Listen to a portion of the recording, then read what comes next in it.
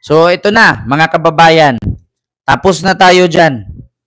Dito naman tayo sa ICC. Nako, tapos na tayo dyan. Dito tayo sa ICC, mga kababayan. Nagbigay ng ultimatum or deadline ang ICC na yes po, Ma'am Nerissa Lindstrom. Nagbigay ng deadline ang ICC na papasahin ng tawag dito, another apila itong kampo ni Digong para makalaya siya. Ang deadline ay hanggang June 9 para makalaya si Digong. Pero ano nga ba? Ang sabi kasi dito, ICC sets deadline to submit observation on Duterte allege or challenge of jurisdiction. Actually, walang allege ha. Challenge pala. Observation on Duterte's challenge of jurisdiction. Kasi ang ibig sabihin po doon, question kasi ng kampo ni Digong kung meron bang jurisdiction ng ICC na arestuhin siya, hulihin at ipakulong. No? So inaantay ng ICC. Actually, nagpapatunay lang po dito mga kababayan. Ayan po. ABS-CBN News po yan ha. Nagpapatunay lang po na ang ICC ay parang nabuisit na kay Digong at ito na nga, na-trigger na ang ICC. ABS-CBN News yan. May 11, 2025. Na-trigger na ang ICC. Sa madaling salita, nabubuisit na sa kaka-challenge, no? Sa kaka-apila or kaka-file nitong kampo ni Duterte at questionin kung meron bang jurisdiction ang ICC para hulihin siya at ikulong. Sa madaling salita, wag na po kayong umasang makalaya pa si Digong. Mula nung binaboy ninyo si Julia Motok na isa sa hurado, pati yung account niya, in-spam ninyo, diba? Tapos sunod, nag-request pa ang kampo ni Digong na ipatanggal. Ipatanggal itong dalawa, ito at saka to. Yung dalawang abogado na yan, ipatanggal kasi daw bias. So, isa na din yan, nati-trigger na ang ICC. So, wag na kayong mag-expect na makakalaya pa si Duterte. Yang tatlo na yan na nakatayo, binabuyan. Una, si Motok, pinutakti nila ang social media account. Kaya nag-block ito at nagtanggal ng account sa LinkedIn. Tapos yung dalawa dyan, yung Negra at saka yung Japanese yata yan, nag-file pa sila, natanggalin daw kasi bias na judge daw yan at hindi daw mananalo si Duterte dyan. Wala pang hearing, bias na. So ngayon, sa tingin ninyo, anong gagawin ng ICC? Sa maraming, alam nyo, si Digong na nga ang may kaso, si Digong na nga ang may kasalanan, si Digong pa ang maraming demand. Di ba? Akala siguro nila, alam nyo ang ginawa ng kampo ni Digong dito sa legal aid? Binubuisit nila ang ICC. Para ang ICC, nakakabuisit na to, nakakairita na. Palayain mo na nga yan, ibalik nyo na nga sa Pilipinas. Ganun ang ginagawa nila. Bubuisitin nila ng bubuisitin ang ICC para pakawalan si Digong. Nakakairita na to Pagod na ako dito Di ba? Ganon ang ginagawa nila. Inaasar nila ng inasar yung ICC para mabubuisit at palayain na pauwiin mo na nga yan, purwisyo. May mga supporter pa na ginagawang Duterte Park yung harap ng dahig, nagpapatugtog ng budots, tapos nagpa-pre-rally, ang iingay-ingay, nagsisigaw-sigaw, nagrally-rally, na which is hindi naman dapat ganun kasi hindi naman kayo mga taga doon. So parang ginaganon nila, inaasar nila ang ICC. Akala siguro nila matitinag ang ICC. Other way around ang mangyayari dyan. Di ba? Ang Japanese president yan, si Akani. Di ba? So, mga kababayan, ganun ang ginagawa nitong kampo ni Digong.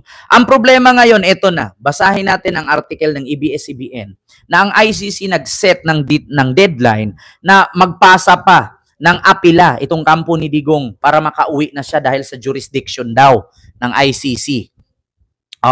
Sabi dito, the International Criminal Court of Pre-Trial Chamber ay Chamber 1, which is handling the case of former President Rodrigo Duterte, is giving prosecutors and public counsel until June 9 to submit written observation on the defense challenge of the court's jurisdiction. Oo, so ano nga ba yon?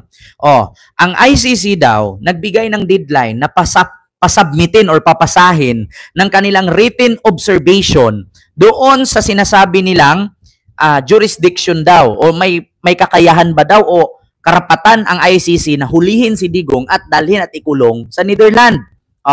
Duterte lawyers Nicholas Kaufman and Dob Jacobs on May 1 challenged the ICC jurisdiction over alleged extrajudicial killings in the war on drugs, saying the Philippines was not a state party at the time of exercises of jurisdiction. Sabi nga dito sa ICC, nag-file, ito gusto ko nang explain sa inyo. Ang question kasi ni Nicholas Kaufman at ni Dob Jacobs kung bakit daw ikinulong si Digong dahil sa EGK, sa war on drugs, hindi naman daw parte ang Pilipinas sa ICC na nag-umpisa itong war on drugs. Kasi nga umalis na ang Pilipinas sa ICC pagiging miyembro. Wrong po kayo. Bakit? Ang Pilipinas po tinanggal ni Digong noong 2019 bilang miyembro ng ICC. Pero si Digong po naging presidente 2016-2017. Nag-start siyang pumasok pagka presidente. Pag-start niya, ano ang sabi ni Digong nang kampanya siya? Kapag ako nanalo 3 to 6 months, papatayin ko kayo, ubusin ko ang droga. Pag-start ng umupo siya, 2017, 3 to 6 months, 5,000 agad ang patay. Ngayon, 2017, i-final na agad ni Trillanes doon sa Netherlands, sa ICC. 2018, buo na ang kaso. 2017, nagpa-process siya. 2017, ito na patayan, tak, tak, tak, tak. Ito na yung mga ebidensya, tak, tak, tak, tak. Ito na yung i-final, tak, tak, tak, tak. Pagdating ng 2018, okay na. Buong-buo na yung kaso. 80% ng buo. Di ba? Ngayon, 80% ng buo, pagdating ng 2018, buo-buo na siya, 80% na. Yung 20% nun, yun pa yung ibang ebidensya na pag nagsalita si Digong patungkol na aminin niya na siya talaga ang nag-utos. Diba? So 80% na, 2018, hawak ni Trillanes yun. So okay na. Ngayon, i-process na. Pagdating doon 2018, hinatulan na si Digong. Guilty about crimes and humanity. Guilty sa crimes against humanity. Ngayon, pagka 2019, tinanggal ni Digong. 2019, 20, 21, 22, 23. Pagka 22, wala na si Digong. Pagka 23, 24, 25, si Digong inaresto na. Bago siya inaresto, di ba pinapareport siya sa Senado at sa Quadcom? Doon lahat inamin ni Digong. Ako umatay 6 or 7. Ako ang nag-utos ng extrajudicial killings. Yan, si Bato, senador, DDS din yan. Inamin lahat ni Digong. So yung 80% na kaso niya doon na bumuo ng 2017 at 2018, dinagdagan ng 20% kasi 80 pa lang. Pagdating ng 20%, ano ba yung 20%? Yun na yung inamin ni Digong lahat na siya ang nag-utos. Either legal or illegal, akin yan. Sabi ni Digong yun, di ba? Hinimo ko ang kapulisan na manlaban ang adik para may rason tayong patayin sila. Sabi pa nga ni Digong, because guilt is personal. Wala kang alam. Sabi niya kay Risa yun, di ba?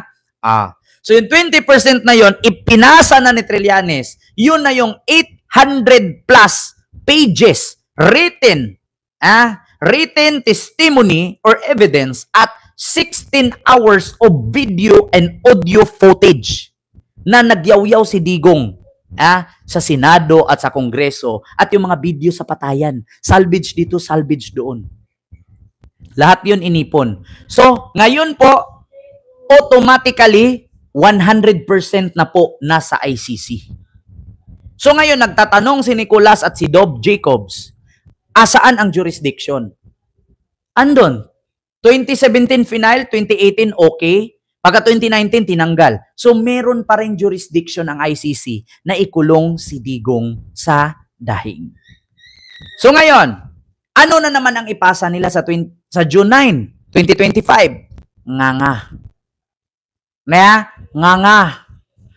Kaya sabi ko sa inyo, in an order by presiding Judge Judge Julia Antonuela Motok, the pre-trial chamber noted that under the rules of procedure, it has the authority to allow prosecutors and representatives of victim to submit observation in jurisdiction proceedings.